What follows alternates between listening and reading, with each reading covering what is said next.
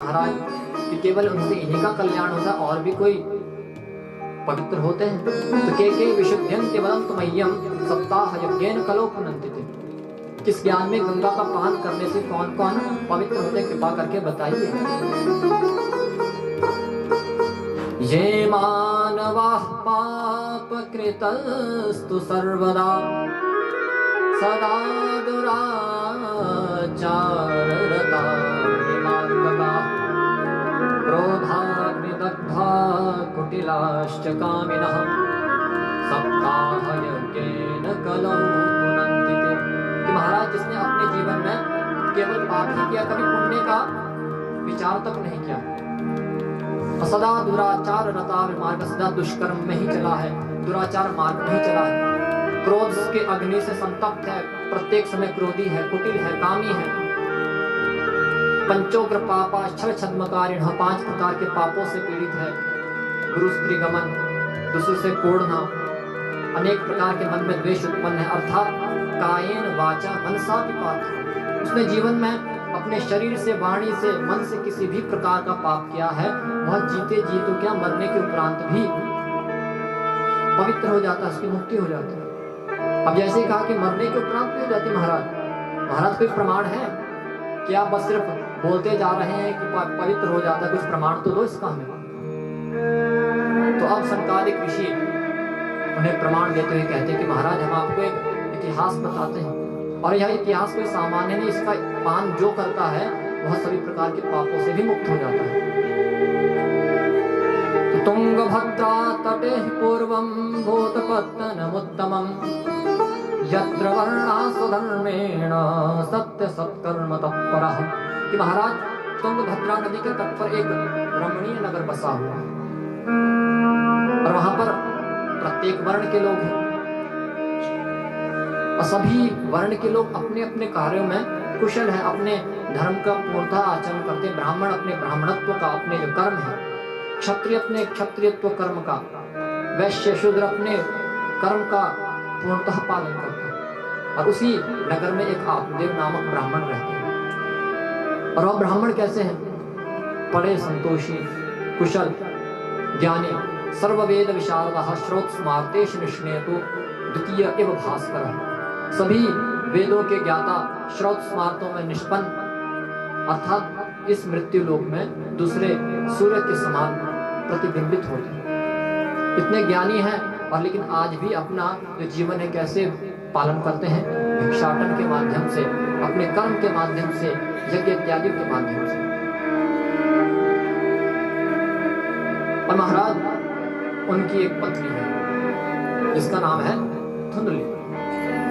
आत्मदेव जी जितने कुशल सरल स्वभाव के, धुंधली महारानी उतनी ही कुतर्क करने वाली, चंचल स्वभाव की, चुगली करने वाली, अनेकों प्रकार के क्रियाओं से। लेकिन एक उसके अंदर बड़ा अच्छा गुण है, क्या? कि गृह कार्य करने में बड़ी निपुण है। अब यह दाम्पति जो परिवार है बड़ा कुशल है, धन भी अच्छा है, नाम भी अच्छा है, कर्म भी बड़े अच्छे हैं, तो अब क्या है उसके उपरांत दुख है तो केवल एक संतान का, संतान नहीं। महाराज आत्मदेव ने अनेकों कर्म कर दिए, यज्ञ किया, दान भी किया, गौ दान कर दिया, वस्त्र दान कर दिए, अनेकों पाठ इत्यादि करवा दिए, लेकिन संतान की प्राप्ति नहीं हुई। एक दिन दुखी होकर के वन में चले गए, दौड़े दौड़े, सोचा आज शरीर को विनाश कर दूंगा। अधिक दूर गए, थक गए, वृद्ध थे, एक सरोवर मिला, जल का पान किया, और वहां पर एक वृक्ष के नीचे बैठ गए। उसी क्षण वहां से एक साधु का आगमन हुआ।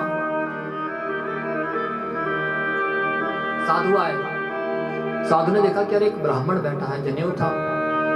विचार किया ब्राह्मण है, क्रंदन भी कर रहा है, क्या पता भगवान की इच्छा में रो रहा। अब साधु बोलते हैं जो मनुष्य जिस स्वभाव का होता है वह सामने वाले को भी वैसा ही देखता है। अब साधु क्या होते हैं? भगवान का भजन करने वाले। तो वो सोच रहा है या भगवान के लिए दुखी होगा, जाकर के पूछा कि अरे कथम रोदिषि विप्रत्वं काते चिंता बलीयसि वदत्वं सस्वरं मह्यं स्वस्य दुःखस्य कारणं। अरे ब्राह्मण तुम रो क्यों रहे हो, इतने चिंतातुर क्यों हो? अपने संपूर्ण दुख का कारण बताओ। अब वह ब्राह्मण से पूछने की देर की, अब वह फूट फूट कर रोने लगा कि महाराज मैं अपने दुख का क्या कारण बताऊं? धिक जीवितम प्रदाहेन धिक गृहम च प्रदाम बिना। अधिकधनम चानपत्यस्य धिक्कुलम संततिं विना, कि महाराज संतान से ही कुल को धिक्कार है, धन को धिक्कार है, यश को धिक्कार है।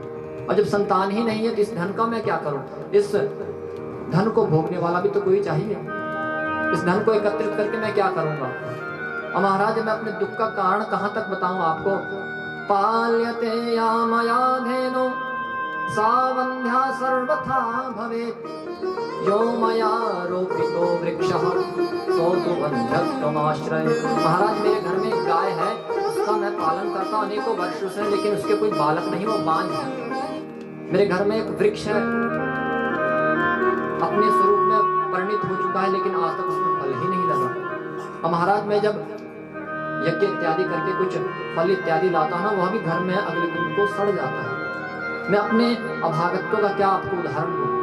और महाराज आप तो दयावान लोग हैं, और साधुओं का तो जन्म ही परोपकारार्थ हो। और उसमें कहा है ना, एक आता है कि पिबन्ति नद्यः स्वयमेव नाम्भः स्वयं न खादन्ति फलानि वृक्षाः। आपने देखा होगा नदी बहती है, नदी बहती है, लेकिन नदी अपने जल का पान स्वयं नहीं करती, उसका पान कौन करता है? हम सभी लोग, अखिल चराचर। वृक्ष में फल उगता है, लेकिन उस फल का पान वृक्ष नहीं करता, उसका पान भी हम लोग ही करते हैं। तो उसी प्रकार कहते हैं कि साधुओं का जन्म जो होता है परोपकारार्थ होता है। इसलिए महाराज कृपा करें कुछ। अब साधु ने विचार किया, रे सोचा था कोई भगवान का भक्त होगा, लेकिन यह तो संसार के आसक्तियों में डूबा पड़ा है।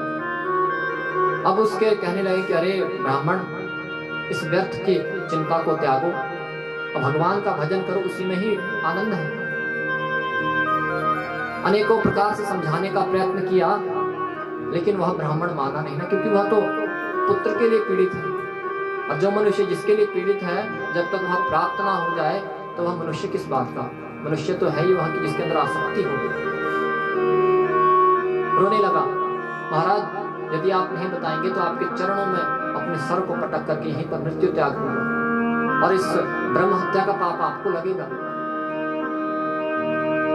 अब महाराज साधु सोचने लगे कि आए तो थे यहाँ कल्याण करने, यहाँ तो अब हमें यहाँ पर धमका रहा है कि ब्रह्म हत्या का पाप लगेगा। महाराज जब नहीं समझा तो अंत में महाराज साधु ने फल दिया कि इस फल को ले जाओ, यह अपनी पत्नी को खिला देना। अब वह ब्राह्मण बड़ा खुश है, खुशी खुशी से भाग रहा है। महाराज कुछ इसके लिए नियम तो नहीं है? तो उन्होंने कहा बेटा जाओ, इसको अपनी पत्नी को खिलाने से कहना कि सत्य, पवित्रता इत्यादि, और एक समय केवल भोजन करे। सत्यम शौचम दया दान, सत्य करे, दया करे,